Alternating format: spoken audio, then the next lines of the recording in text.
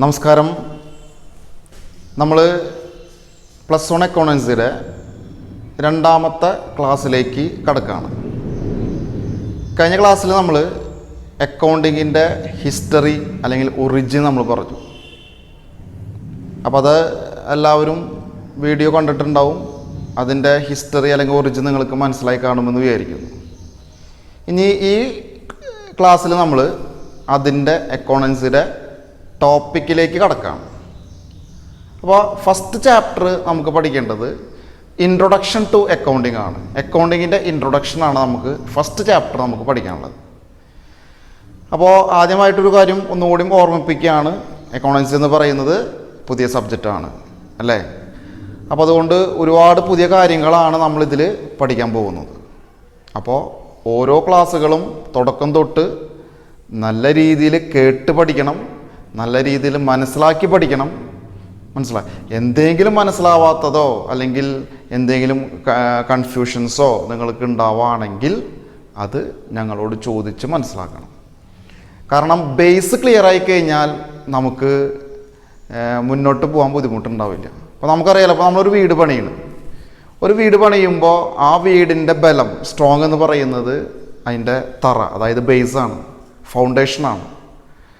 ഈ ഫൗണ്ടേഷൻ നമ്മൾ സ്ട്രോങ് ആയി കെട്ടിക്കഴിഞ്ഞാൽ അതിൻ്റെ മുകളിൽ നമ്മൾ ഉയർത്തുന്ന വീടും സ്ട്രോങ് ആയിരിക്കും. അതുപോലെ തന്നെയാണ് ഇപ്പോൾ നമ്മൾ അക്കൗണ്ടൻസി അല്ലേ. അക്കൗണ്ടൻസിയുടെ ബേസ് നമ്മൾ ക്ലിയർ ആക്കണം, അത് സ്ട്രോങ് ആക്കിയിടുക. സ്ട്രോങ് ആക്കിയിട്ട് കഴിഞ്ഞാൽ അതിൻ്റെ മുകളിൽ വരുന്ന കാര്യങ്ങളൊക്കെ നമുക്കും സ്ട്രോങ് ആയിരിക്കും, വളരെ നന്നായി മനസ്സിലാവും കേട്ടോ. അപ്പോൾ അതുകൊണ്ട് ബേസ് ആണ് നമ്മൾ തുടക്കം ക്ലാസ്സുകളിൽ നമ്മൾ എടുക്കുന്നത് അല്ലേ. ആ ബേസ് നല്ലപോലെ മനസ്സിലാക്കി പഠിക്കണം നിങ്ങൾ കേട്ടോ. എന്ത് കൺഫ്യൂഷൻസോ സംശയങ്ങളോ ഉണ്ടെങ്കിൽ എപ്പോൾ വേണമെങ്കിലും നമ്മൾ അവൈലബിൾ ആണ്. ഓക്കെ, ശരി. അപ്പോൾ നമുക്ക് ക്ലാസ്സിലേക്ക് കിടക്കാം. അപ്പോൾ നമ്മൾ ഫസ്റ്റ് നമുക്ക് പഠിക്കാൻ പോകുന്നത് എന്താണ് business transaction. Business transaction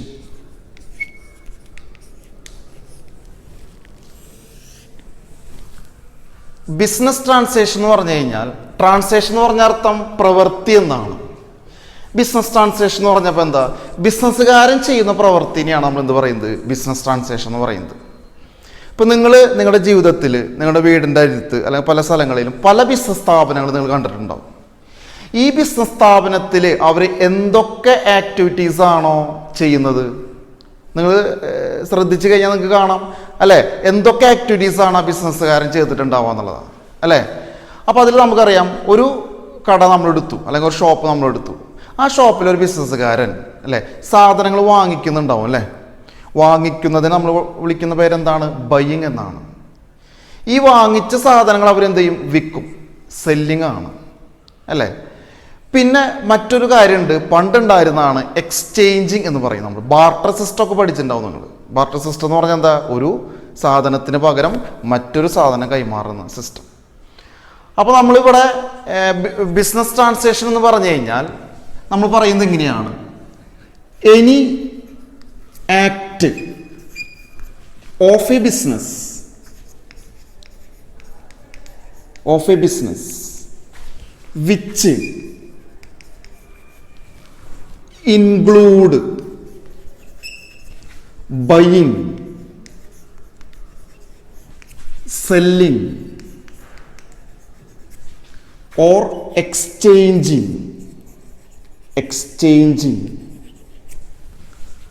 goods and services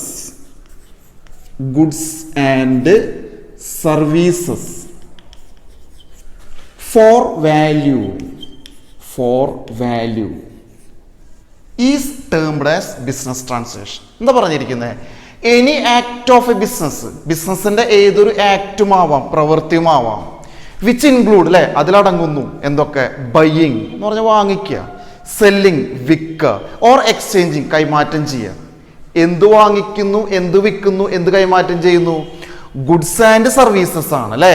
സാധനങ്ങളും സേവനങ്ങളുമാണ്. അത് ഫോർ വാല്യൂ, എന്തിനായിരിക്കണം, വിലക്കായിരിക്കണം, പൈസക്കായിരിക്കണം. ഇതിനെ പറയുന്ന പേരാണ് എന്ത്, ബിസിനസ് ട്രാൻസാക്ഷൻ എന്ന് പറയുന്നത്. അപ്പോൾ നമ്മൾ ഒരു വസ്തു അല്ലെങ്കിൽ സാധനങ്ങൾ വാങ്ങിക്കുന്നതായാലും വിൽക്കുന്നതായാലും അത് പൈസയ്ക്കായിരിക്കണം. പൈസയ്ക്ക് വാങ്ങിച്ചാലേ അല്ലെങ്കിൽ വിറ്റാലേ നമുക്കതിനെ ബിസിനസ് ട്രാൻസാക്ഷൻ എന്ന് പറയാൻ പറ്റുള്ളൂ. ഇപ്പോൾ സപ്പോസ് നമ്മുടെ വീട്ടിൽ കുറേ മാങ്ങ ഉണ്ടായി അല്ലെങ്കിൽ കുറേ ചക്ക ഉണ്ടായി. ഈ മാങ്ങ ചക്ക നമ്മൾ എന്ത് ചെയ്യും? അടുത്ത വീട്ടുകാർക്ക് കൊണ്ടു കൊടുക്കും അല്ലേ? അടുത്ത വീട്ടുകാർക്ക് നമ്മൾ കൊണ്ടു കൊടുക്കുമ്പോൾ അവരെ കയ്യിൽ നമ്മൾ പൈസ വാങ്ങിക്കുമോ? ഇല്ല. അപ്പോൾ അത് ബിസിനസ് അല്ല, ബിസിനസ് ട്രാൻസാക്ഷൻ അല്ല. മനസ്സിലായ? കാരണം അതിലെന്തില്ല? വാല്യൂ ഇല്ല, വാല്യൂ ഇല്ല. നേരെ മറിച്ച് നിങ്ങളുടെ വീട്ടിലുണ്ടായ മാങ്ങ നിങ്ങൾ പറിച്ച് അല്ലേ, അത് മാർക്കറ്റിൽ കൊണ്ടുപോയിട്ട് നിങ്ങൾ വിൽക്കാമെന്ന് വിചാരിക്കുക. വിറ്റ് കഴിഞ്ഞാൽ നിങ്ങൾക്ക് അവിടെ എന്ത് കിട്ടും? പൈസ കിട്ടും. അതൊരു ബിസിനസ് ട്രാൻസാക്ഷനാണ്.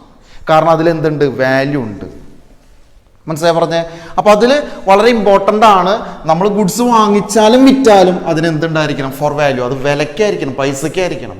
ഇതിനെ പറയുന്ന ടൈമാണ് എന്ത്? ബിസിനസ് ട്രാൻസാക്ഷൻ എന്ന് പറയുന്നത്. അപ്പോൾ എന്താ ബിസിനസ് ട്രാൻസാക്ഷൻ?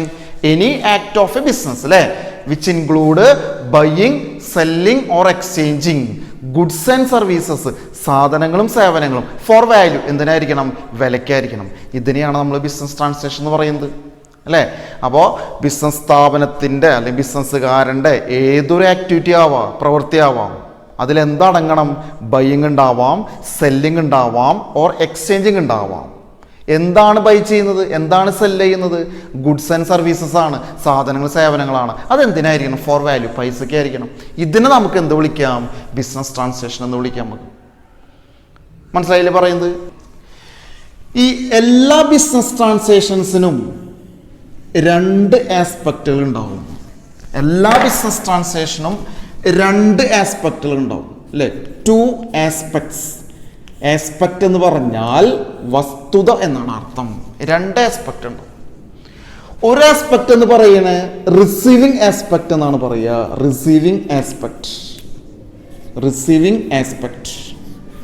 രണ്ടാമത്തെ ആസ്പെക്റ്റിനെ വിളിക്കുന്നു ഗിവിങ് ആസ്പെക്റ്റ്, ഗിവിങ് ആസ്പെക്റ്റ്.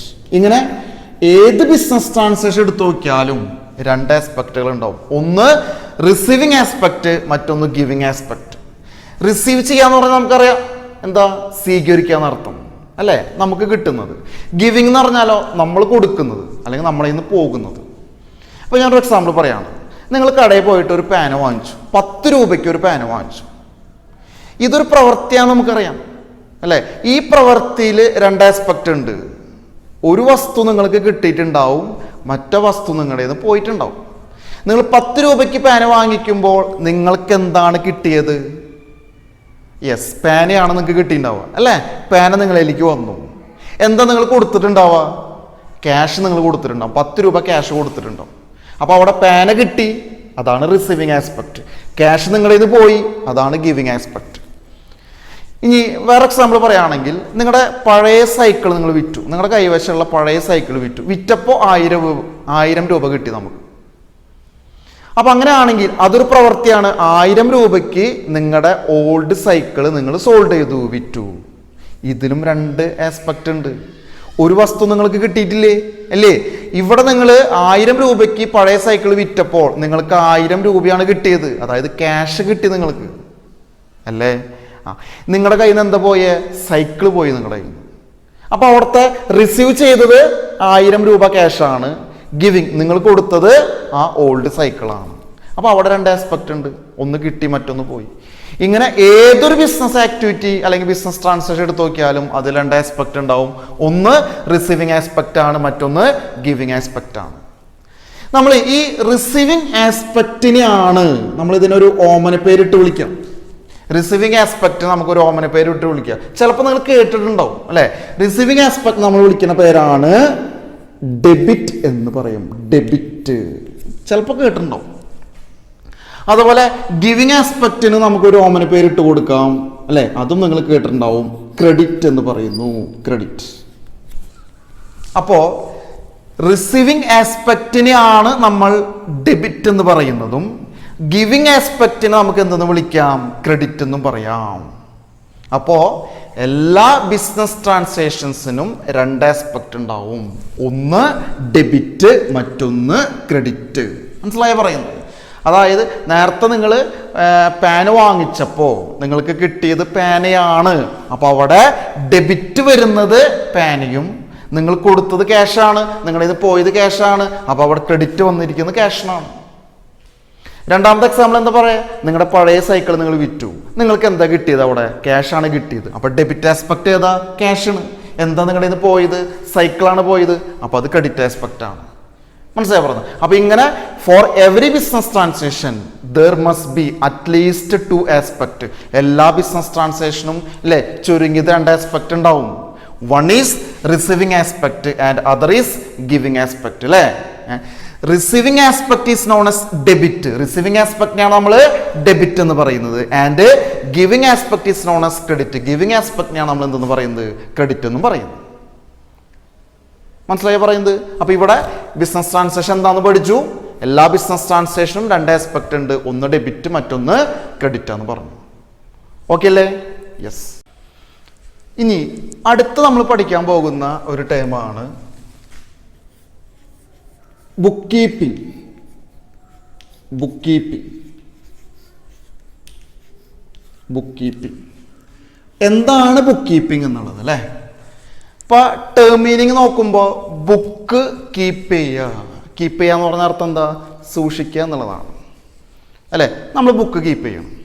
ഇപ്പൊ നമുക്കറിയാം, ഇപ്പൊ നിങ്ങൾ ഒരുപാട് സബ്ജക്റ്റ് പഠിക്കുന്നുണ്ടാവും. +1 നിങ്ങൾക്ക് പഠിക്കാനുള്ള സബ്ജക്റ്റുകൾ 6 സബ്ജക്റ്റാണ്. അതിൽ English, Hindi or Malayalam, accountancy, business studies, economics, computer application അല്ലേ. ഇങ്ങനെ 6 ബുക്ക് നിങ്ങൾ പഠിക്കുന്നുണ്ട്, അല്ലെങ്കിൽ 6 സബ്ജക്റ്റുകൾ നിങ്ങൾ പഠിക്കുന്നുണ്ട്. ഈ 6 സബ്ജക്റ്റുകൾ നിങ്ങൾ പഠിക്കുമ്പോൾ ഈ 6 സബ്ജക്റ്റുകൾക്കും നിങ്ങൾ 6 സെപ്പറേറ്റ് നോട്ട്ബുക്ക് തയ്യാറാക്കുന്നുണ്ടാവും. അതെന്തിനു വേണ്ടിയിട്ടാണല്ലോ അല്ലേ. ഇപ്പോൾ നമുക്കറിയാം, ഒരു ദിവസം ക്ലാസ്സിലെടുത്ത കാര്യങ്ങൾ, ഒരു ദിവസം നമ്മൾ ക്ലാസ്സിലെടുത്ത കാര്യങ്ങൾ അല്ലെങ്കിൽ ടീച്ചർ ക്ലാസ്സിലെടുത്ത കാര്യങ്ങൾ നമ്മൾ നോട്ടായിട്ട് എഴുതി വയ്ക്കാറുണ്ട്. എന്തിനു വേണ്ടിയിട്ടാണ് നമ്മൾ നോട്ടായിട്ട് എഴുതി വയ്ക്കുന്നത്? അതൊരു കാര്യം എന്ന് പറഞ്ഞാൽ നമുക്കറിയാം അല്ലേ, അത് മെമ്മറൈസ് ചെയ്യാൻ വേണ്ടിയിട്ടാണ്. ക്ലാസ്സിലെടുത്ത കാര്യങ്ങൾ എന്താണ് എന്ന് പിന്നീട് നോക്കുമ്പോൾ അറിയാൻ വേണ്ടിയിട്ടാണ് നമ്മൾ നോട്ടായിട്ട് എഴുതി വയ്ക്കുന്നത് അല്ലേ. കാരണം നമ്മൾ പഠിക്കുന്ന ഒരു സബ്ജക്റ്റ് അല്ല, ഒരുപാട് സബ്ജക്റ്റ് പഠിക്കുന്നുണ്ട്.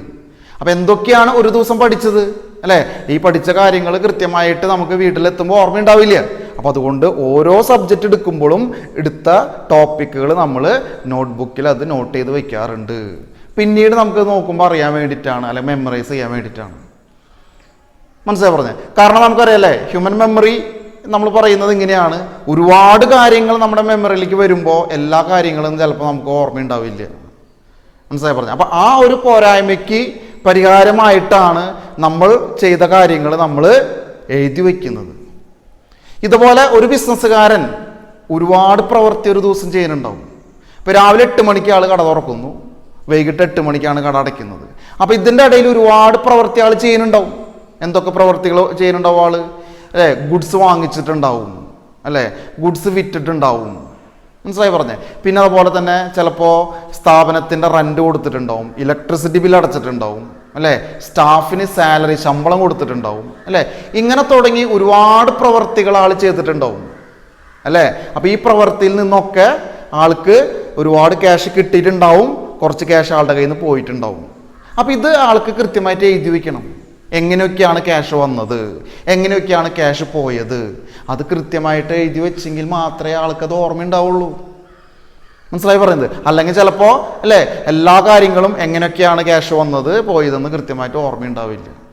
അപ്പം അതിന് വേണ്ടിയിട്ടാണ് അല്ലേ ബിസിനസ്സുകാരൻ ഈ പറഞ്ഞ കാര്യങ്ങൾ അല്ലെങ്കിൽ നടന്ന കാര്യങ്ങൾ ആൾ കൃത്യമായിട്ട് എഴുതി വെക്കുന്നത്. അപ്പം ആ എഴുതി വെക്കുന്ന പ്രോസസ്സിനെയാണ്, പ്രക്രിയനെയാണ് നമ്മൾ എന്ത് പറയുന്നത്, ബുക്ക് കീപ്പിംഗ് എന്ന് പറയുന്നത്. ഇപ്പം നിങ്ങൾ ഇപ്പോൾ സാധാരണ കേസിൽ ഇപ്പോൾ സ്കൂളിൽ വരുന്ന സമയങ്ങളിൽ അല്ലേ, ഇപ്പോൾ നമുക്കറിയാം ഇപ്പോൾ കൊറോണ ഇല്ല, കോവിഡ് ഇല്ല എന്നുണ്ടെങ്കിൽ നമ്മളിപ്പോൾ +1 ക്ലാസ്സുകൾ ആരംഭിച്ച് നിങ്ങൾ ക്ലാസ്സിലേക്ക് വരും. അപ്പോൾ നമ്മൾ എന്ത് ചെയ്യും, 6 സബ്ജക്റ്റ് പഠിക്കുന്നുണ്ട്, 6 സബ്ജക്റ്റിൽ നോട്ട്ബുക്കായിട്ട് നിങ്ങൾ വരാം. മനസ്സിലായി പറഞ്ഞത്. അപ്പോൾ ഈ 6 സബ്ജക്റ്റിൻ്റെ നോട്ട്ബുക്കിൽ ഫസ്റ്റ് പീരീഡ് അക്കൗണ്ടൻസി ആണ്, അക്കൗണ്ടൻസി എടുത്ത് നമ്മൾ എഴുതി വയ്ക്കും. മനസ്സിലായി പറഞ്ഞത്. അതുപോലെ തന്നെ അടുത്ത പീരീഡ് ബിസിനസ് സ്റ്റഡീസ്, ബിസിനസ് സ്റ്റഡീസിന് വേറെ ബുക്കാണ്. എന്തുകൊണ്ടാണ് നമ്മൾ എല്ലാ ടോപ്പിക്കുകളും എല്ലാ സബ്ജക്റ്റുകളും ഒരു ബുക്കിൽ എഴുതാത്തത്? ഒരു ബുക്കിൽ എഴുതി കഴിഞ്ഞാൽ പിന്നീട് നമ്മൾ റെഫർ ചെയ്യുമ്പോൾ നമുക്കത് ബുദ്ധിമുട്ടാവും അല്ലേ. കാരണം ഒരൊറ്റ ബുക്കിൽ ബിസിനസ് സ്റ്റഡീസ് ഉണ്ട്, അക്കൗണ്ടൻസി ഉണ്ട്, കമ്പ്യൂട്ടർ ഉണ്ട്, ഇംഗ്ലീഷ് ഉണ്ട്, മലയാളം ഉണ്ട് അല്ലേ. അപ്പോൾ ഇതൊക്കെ വരുമ്പോൾ കുറേ ആകുമ്പോൾ നമുക്കത് റെഫർ ചെയ്യാൻ ബുദ്ധിമുട്ടാണ്. മനസ്സിലായി പറഞ്ഞത്. അപ്പോൾ അതിന് വേണ്ടിയിട്ടാണ് സെപ്പറേറ്റ് ബുക്കുകൾ നമ്മൾ മെയിൻറ്റെയിൻ ചെയ്യുന്നത്. അക്കൗണ്ടൻസിക്ക് ഒരു ബുക്ക്, ബിസിനസ്സിന് ഒരു ബുക്ക് അല്ലേ. അപ്പോൾ അക്കൗണ്ടൻസിയുടെ ഒരു പാഠഭാഗമാണ്, ചാപ്റ്ററാണ് നമുക്ക് നോക്കേണ്ടതെങ്കിൽ ആ അക്കൗണ്ടൻസി ബുക്കിൽ മാത്രം നോക്കിയാൽ മതി നമ്മൾ. ശരിയല്ലേ. അപ്പോൾ അതിന് വേണ്ടിയിട്ട് ഓരോ സബ്ജക്റ്റുകൾക്കും ഓരോ ബുക്ക് നമ്മൾ തയ്യാറാക്കുന്നത് പോലെ ബിസിനസ്സുകാരനും ഒരുപാട് പ്രവർത്തി ചെയ്യേണ്ടത് നേരത്തെ ഞാൻ പറഞ്ഞു അല്ലേ. ഗുഡ്സ് വാങ്ങിക്കുന്നു, ഗുഡ്സ് വിൽക്കുന്നു, സാലറി കൊടുക്കുന്നു അല്ലേ. ഇങ്ങനെ ഒരുപാട് ആക്ടിവിറ്റീസ് ചെയ്യുന്നുണ്ടാവും. ഈ ഓരോ ആക്ടിവിറ്റിക്കും ആള് ഓരോ ബുക്കുകൾ മെയിൻറ്റെയിൻ ചെയ്യുന്നുണ്ട്. മനസ്സിലായി പറഞ്ഞത് അല്ലേ. അല്ലാതെ ഒരുമിച്ചല്ല എഴുതുന്നത്, ഓരോ ആക്ടിവിറ്റിക്കും ആൾ ഓരോ ബുക്ക് മെയിൻറ്റെയിൻ ചെയ്യുന്നുണ്ട്. അപ്പോൾ അങ്ങനെ ഒരു സെറ്റ് ബുക്ക് ഒരു ബിസിനസ്സുകാരൻ മെയിൻറ്റെയിൻ ചെയ്യുന്നുണ്ട് അല്ലേ. അപ്പോൾ എന്തൊക്കെ പ്രവർത്തികളാണ് ഒരു ബിസിനസ്സുകാരൻ ചെയ്യുന്നതെങ്കിൽ ആ പ്രവർത്തികൾ അല്ലേ, പ്രവർത്തിയുടെ നേച്ചർ അനുസരിച്ച് കൊണ്ട് രേഖപ്പെടുത്താൻ ഒരു സെറ്റ് ബുക്ക് ആരെങ്കിലും ഉണ്ടാവും, ബിസിനസ്സുകാരൻ്റെ ഉണ്ടാവും. അങ്ങനെ ഒരു സെറ്റ് ബുക്കുകളിൽ അല്ലേ ഈ നടക്കുന്ന ട്രാൻസാക്ഷൻസ് രേഖപ്പെടുത്തി വെക്കുന്നതിനെയാണ് നമ്മൾ എന്ത് പറയുന്നത്, ബുക്ക് കീപ്പിംഗ് എന്ന് പറയുന്നത്. അപ്പോൾ എന്താണ് ബുക്ക് കീപ്പിംഗ്, അതിൻ്റെ ഡെഫിനിഷൻ അല്ലെങ്കിൽ മീനിങ്ങിലേക്ക് നമുക്കൊന്ന് കടക്കാം. നോക്കുക, book keeping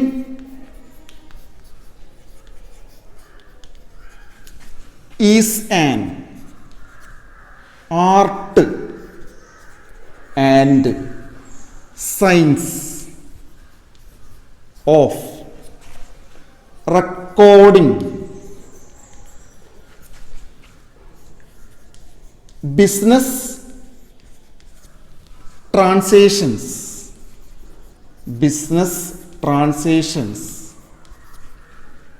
in a set of books in a systematic manner.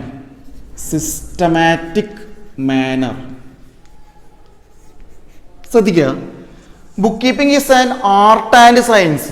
Book keeping ഒരു ആർട്ടാണ്. ആർട്ട് എന്ന് പറഞ്ഞാൽ എന്താ, കല. ആൻഡ് സയൻസ് എന്ന് പറഞ്ഞാൽ എന്താ, ശാസ്ത്രമാണ്. Of recording business transaction. എന്ത് റെക്കോർഡ് ചെയ്യുന്നതാ, ബിസിനസ് ട്രാൻസാക്ഷൻസ് റെക്കോർഡ് ചെയ്യുന്നതാ. എവിടെ, in A set of books, ഒരു സെറ്റ് ബുക്കുകളിൽ. ഇൻ എ സിസ്റ്റമാറ്റിക് മാനർ, അത് റെക്കോർഡ് ചെയ്യാൻ ഒരു സിസ്റ്റം ഉണ്ട് അല്ലെങ്കിൽ ഒരു രീതി ഉണ്ട്. തോന്നിയ പോലെ റെക്കോർഡ് ചെയ്യാൻ പറ്റില്ല എന്നർത്ഥം. മനസ്സിലാവുന്നത്. അങ്ങനെ ആ സിസ്റ്റം അനുസരിച്ച് കൊണ്ട് ഒരു സെറ്റ് ഓഫ് ബുക്കിൽ, ഒരു സെറ്റ് ബുക്കുകളിൽ അല്ലെ ബിസിനസ് ട്രാൻസാക്ഷൻസ് റെക്കോർഡ് ചെയ്യുന്നതിനെയാണ് നമ്മൾ എന്ത് പറയുന്നത്, ബുക്ക് കീപ്പിംഗ് എന്ന് പറയുന്നത്. അപ്പോൾ ഇവിടെ പറയുന്നത് book keeping is an art. Book keeping ഒരു ആർട്ടാന്ന് പറയുന്നു അല്ലേ. എന്താണ് ആർട്ട്? ആർട്ട് എന്ന് പറഞ്ഞാൽ കലയാണ് അല്ലേ. ഇപ്പൊ നമുക്കറിയാം, അപ്പൊ നിങ്ങളിൽ കുറെ ആൾക്കാർ പാട്ട് പാടുന്നവരുണ്ടാവും, ഡാൻസ് ചെയ്യുന്നവരുണ്ടാവും, വരയ്ക്കുന്നവരുണ്ടാവും അല്ലേ. അപ്പൊ ഇതൊക്കെ ഒരു ആർട്ടാന്ന് നമുക്കറിയാം. ഇതൊക്കെ ഒരു കലയാണ് അല്ലേ. പാട്ട് പാടുന്നത് ഒരു ആർട്ടാണ് അല്ലേ, ഡാൻസ് ചെയ്യുന്നത് ഒരു ആർട്ടാണ്, ചിത്രം വര അല്ലേ ഒരു ആർട്ടാണ്. അപ്പൊ എന്തിനാണ് നമ്മൾ ആർട്ട് എന്ന് പറയുന്നത്? ആർട്ടാവണമെങ്കിൽ എന്ത് വേണം? മനസ്സിലായി പറയുന്നത്. ചിലപ്പോൾ നിങ്ങൾ പഠിച്ചിട്ടുണ്ടാവും, ചിലപ്പോൾ കേട്ടിട്ടുണ്ടാവും അല്ലേ. ആർട്ട് എന്ന് പറയുന്നത് അല്ലേ, അതിന് പ്രത്യേക കഴിവ് വേണം, പ്രത്യേക അറിവ് വേണം. അപ്പോൾ കഴിവും അറിവും കൂടിച്ചേർന്നിട്ടുള്ള ഒരു ബ്രാഞ്ചാണ് എന്ത്, ആർട്ട് എന്ന് പറയുന്നത്. അപ്പോൾ പല ആൾക്കാരും പാട്ട് പാടുന്നുണ്ടാവും അല്ലേ. പാട്ട് പാടുന്നത് ഒരു കഴിവാണ്. പാട്ട് പാടുന്നത്, പാട്ട് പഠിച്ചവരും പാടുന്നുണ്ട്, പഠിക്കാത്തവരും പാടുന്നുണ്ട്. പഠിക്കാത്തവർ പാടുമ്പോൾ നമുക്കറിയാം പാട്ട് പാടാനുള്ളൊരു കഴിവുണ്ട് ആൾക്കെന്ന് പറയാം. പക്ഷേ ആൾ പാട്ട് പഠിച്ചിട്ടുണ്ടാവില്ല. പാട്ട് പഠിച്ചെങ്കിൽ മാത്രമാണ് പാട്ട് പാടുമ്പോൾ ഉണ്ടാകുന്ന തെറ്റുകൾ നമുക്ക് മനസ്സിലാവുകയുള്ളൂ. ഇപ്പം ഞാനൊരു പാട്ട് പാടിന്ന് വിചാരിക്കുക, ഞാൻ സംഗീതം പഠിച്ചിട്ടില്ല. ഞാനൊരു പാട്ട് പാടിക്കഴിഞ്ഞാൽ അല്ലേ, ആ പാട്ട് കേൾക്കുന്നത്, സംഗീതം പഠിച്ച ഒരാളാണ് പാട്ട് കേൾക്കണമെങ്കിൽ അല്ലേ ഒരു 100 തെറ്റൽ കണ്ടെത്തും. പക്ഷെ സംഗീതം പഠിക്കാത്ത ഒരാളെ ചിലപ്പോൾ അല്ലേ ആസ്വദിപ്പിക്കാൻ ചിലപ്പോൾ നമുക്ക് കഴിഞ്ഞേക്കാം.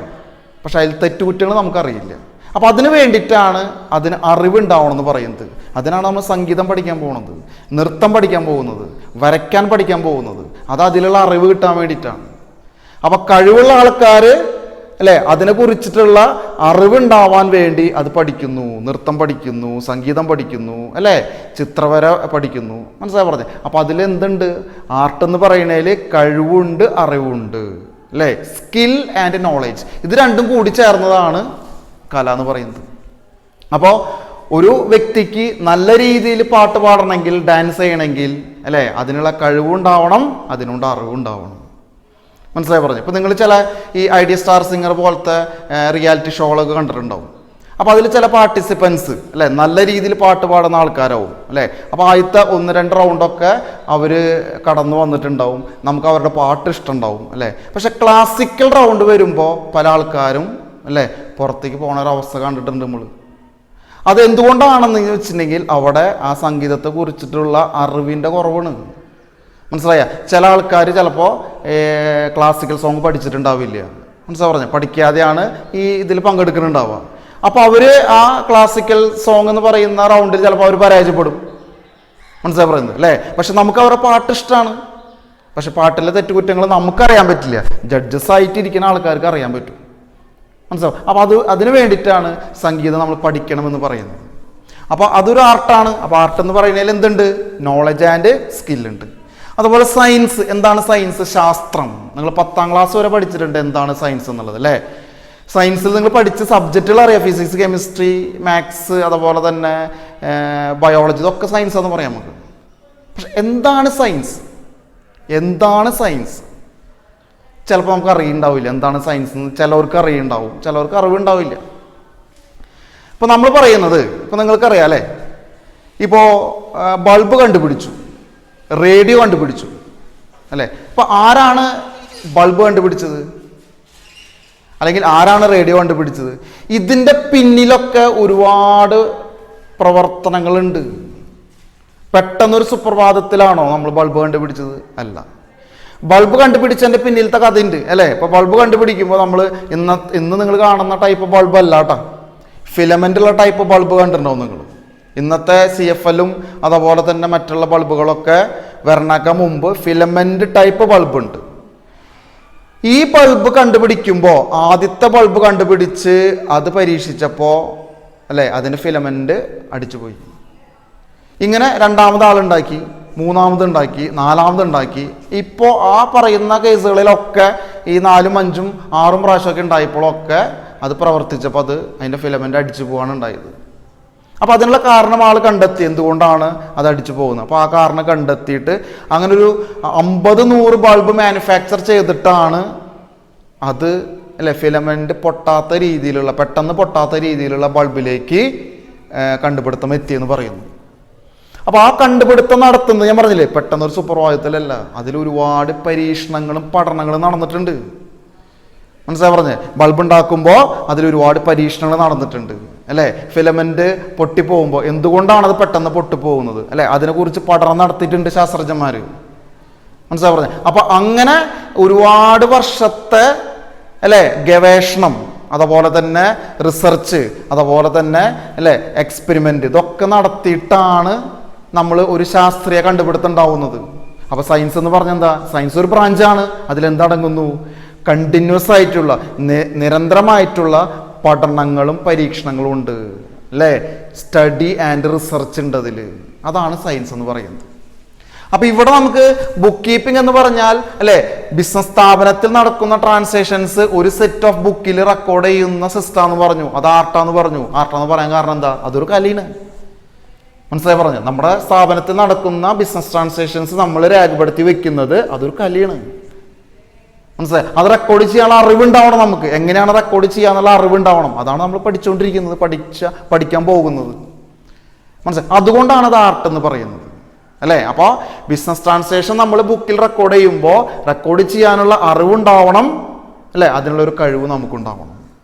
ഇനി എന്തുകൊണ്ടാണ് സയൻസ് എന്ന് പറയുന്നത് അല്ലേ? സയൻസ് എന്ന് പറയാൻ കാരണം എന്താ? ഇതൊക്കെ നമ്മളൊരു സിസ്റ്റമാറ്റിക് മാനറിലാണ് റെക്കോർഡ് ചെയ്യുന്നത് അല്ലേ. അതായത് ഓരോ ബിസിനസ് ട്രാൻസാക്ഷൻ റെക്കോർഡ് ചെയ്യാനും അതിൻ്റെതായ രീതി ഉണ്ട്. ആ രീതി ഒരു സുപ്രഭാതത്തിൽ ഉണ്ടായതല്ല. അത് ഒരുപാട് വർഷത്തെ പരീക്ഷണങ്ങളും പഠനങ്ങളും നടത്തിയിട്ടാണ് നമ്മൾ ആ രീതിയിലേക്ക് എത്തിയിട്ടുള്ളത്. മനസ്സിലായ? ഇപ്പം നിങ്ങൾ കുറച്ച് ക്ലാസ് കഴിഞ്ഞാൽ എങ്ങനെയാണ് ട്രാൻസാക്ഷൻസ് റെക്കോർഡ് ചെയ്യാമെന്ന് പഠിക്കും നിങ്ങൾ അല്ലേ.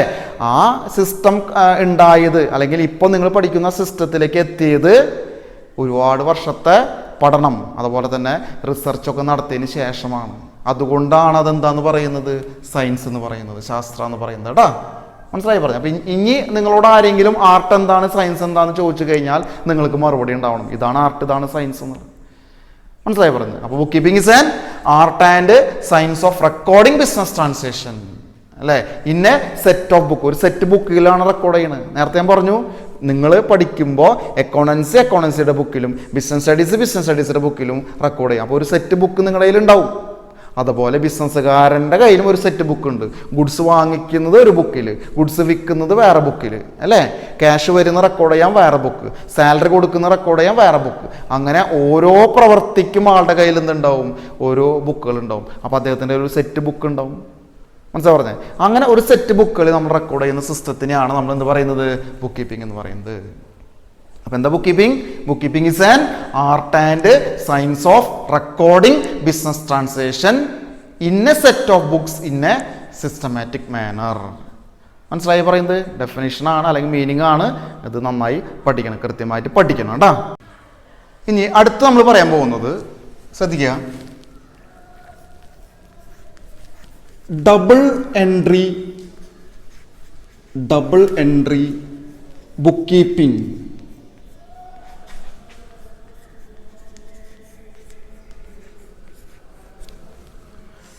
ഡബിൾ എൻട്രി ബുക്ക് കീപ്പിംഗ് എന്താണ്? ഡബിൾ എൻട്രി ബുക്ക് കീപ്പിംഗ് എന്ന് പറഞ്ഞു കഴിഞ്ഞാൽ അല്ലേ, അപ്പോൾ അക്കൗണ്ടൻസിനെ സംബന്ധിച്ച് ബേസ് ആയിട്ടുള്ള ഒരു കാര്യമാണിത്, ഡബിൾ എൻട്രി ബുക്ക് കീപ്പിംഗ് എന്ന് പറയുന്നത്. ഇപ്പോൾ ഏത് ബിസിനസ് സ്ഥാപനത്തിലും ഡബിൾ എൻട്രി ബുക്ക് കീപ്പിംഗ് അനുസരിച്ച് കൊണ്ടാണ്, അല്ലെങ്കിൽ ഡബിൾ എൻട്രി സിസ്റ്റം അനുസരിച്ച് കൊണ്ടാണ് ആ സ്ഥാപനത്തിലെ അക്കൗണ്ട്സുകൾ കൈകാര്യം ചെയ്യുന്നത്. അപ്പോൾ എന്താണ് ഡബിൾ എൻട്രി എന്ന് പറഞ്ഞു കഴിഞ്ഞാൽ അല്ലേ, ഡബിൾ എന്ന് പറഞ്ഞ അർത്ഥം നമുക്കറിയാം, രണ്ട് എന്ന് പറയുന്നത്. നമ്മൾ നേരത്തെ പറഞ്ഞിട്ടുണ്ടായിരുന്നു, എല്ലാ ബിസിനസ് ട്രാൻസാക്ഷൻസിനും രണ്ട് ആസ്പെക്റ്റ് ഉണ്ടാവും. ഏതൊക്കെയാ? ഒന്ന് ഡെബിറ്റ്, മറ്റൊന്ന് ക്രെഡിറ്റ്. ഈ രണ്ട് ആസ്പെക്റ്റുകളും നമ്മൾ റെക്കോർഡ് ചെയ്തു വയ്ക്കുന്ന സിസ്റ്റത്തിനെയാണ് നമ്മൾ എന്തെന്ന് പറയുന്നത്, ഡബിൾ എൻട്രി ബുക്ക് കീപ്പിംഗ് എന്ന് പറയുന്നത്. അപ്പോൾ ബുക്ക് കീപ്പിങ്ങിൽ നമ്മൾ പഠിച്ചു, ബിസിനസ് ട്രാൻസാക്ഷൻസ് ആണ് നമ്മൾ റെക്കോർഡ് ചെയ്യുന്നത് അല്ലേ. ആ റെക്കോർഡ് ചെയ്യുന്ന പ്രോസസ്സിനെ നമുക്ക് എന്തെന്ന് വിളിക്കാം, ബുക്ക് കീപ്പിംഗ് എന്ന് നമ്മൾ പഠിച്ചു.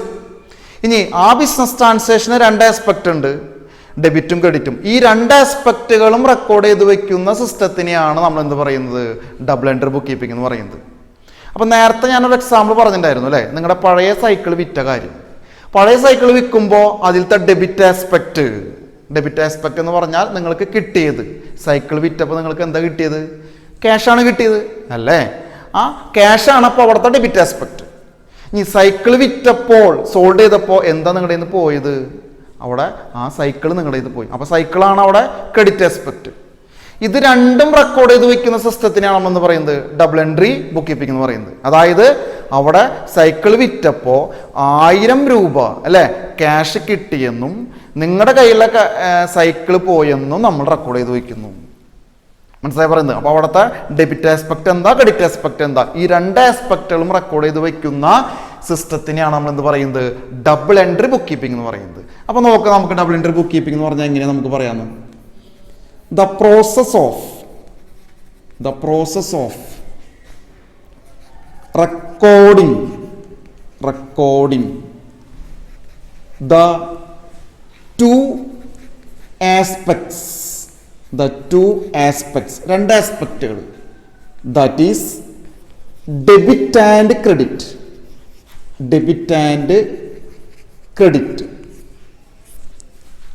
of a business transaction is known as double entry bookkeeping. ഇപ്പം എന്താ പറഞ്ഞിരിക്കുന്നത്, the process of recording the two aspects of a business transaction എന്ന് പറഞ്ഞാൽ എന്താ, ഒരു ബിസിനസ് ട്രാൻസാക്ഷൻ്റെ രണ്ട് ആസ്പെക്റ്റുകളും റെക്കോർഡ് ചെയ്യുന്ന പ്രോസസ്സിനെ നമ്മൾ എന്തെന്ന് വിളിക്കുന്നു, ഡബിൾ എൻട്രി ബുക്ക് കീപ്പിംഗ് എന്ന് പറയുന്നു. ഏത് രണ്ട് ആസ്പെക്റ്റുകൾ, ഡെബിറ്റ് ആസ്പെക്റ്റും ക്രെഡിറ്റ് ആസ്പെക്റ്റും. മനസ്സിലായ? നേരത്തെ പഠിച്ചു, for every business transaction there must be two aspect, one is debit and other is credit ആണ്. അപ്പോൾ ഈ രണ്ട് ആസ്പെക്റ്റുകളും റെക്കോർഡ് ചെയ്ത് വെക്കുന്ന പ്രോസസ്സിനെ നമുക്ക് എന്തെന്ന് വിളിക്കാം, ഡബിൾ എൻട്രി ബുക്ക് കീപ്പിംഗ് എന്ന് വിളിക്കാം. മനസ്സിലായോ? അപ്പോൾ ഡബിൾ എൻട്രി ബുക്ക് കീപ്പിംഗ് എന്ന് പറഞ്ഞാൽ എന്താ, the process of recording the two aspects of a business transaction is known as double entry book keeping കേട്ടോ. അപ്പോൾ ഒരു ബിസിനസ് ട്രാൻസാക്ഷൻ്റെ രണ്ട് ആസ്പെക്റ്റുകൾ, അതായത് ഏതാ, ഡെബിറ്റ് ആസ്പെക്റ്റും ക്രെഡിറ്റ് ആസ്പെക്റ്റും, ഇത് റെക്കോർഡ് ചെയ്ത് വയ്ക്കുന്ന പ്രോസസ്സ് നമുക്ക് എന്ത് വിളിക്കാം, ഡബിൾ എൻട്രി ബുക്ക് കീപ്പിംഗ് എന്ന് വിളിക്കാം. അപ്പോൾ നമ്മുടെ നാട്ടിലുള്ള 95% ബിസിനസ് സ്ഥാപനങ്ങളും അവരുടെ അക്കൗണ്ട് രേഖപ്പെടുത്താൻ വേണ്ടി ഉപയോഗിക്കുന്ന സിസ്റ്റമാണ് ഇത് ഡബിൾ എൻട്രി സിസ്റ്റം അല്ലെങ്കിൽ ഡബിൾ എൻട്രി ബുക്ക് കീപ്പിംഗ് എന്ന് പറയുന്നത്. പറഞ്ഞ മനസ്സിലാവണ്ട കേട്ടോ. അപ്പോൾ ഇതിനെപ്പറ്റി നമുക്ക് കൂടുതൽ വിശദമായിട്ട് തുടർന്നുള്ള ക്ലാസ്സുകളിലൊക്കെ വരും നമുക്ക് കേട്ടോ. അപ്പോൾ ഇന്നെടുത്തിട്ടുള്ള പാഠഭാഗങ്ങൾ നിങ്ങൾക്ക് കൃത്യമായിട്ട് മനസ്സിലായി കാണുമെന്ന് വിചാരിക്കുന്നു. മനസ്സിലായി? ഇത് നന്നായി പഠിക്കുക. പഠിച്ചിട്ട് എന്തെങ്കിലും ഡൗട്ടുകൾ ഉണ്ടെങ്കിൽ അത് ചോദിക്കണം. മനസ്സിലായി പറയുന്നത്? അപ്പോൾ നമുക്ക് ഇനി അടുത്ത ക്ലാസ്സിൽ കാണാം.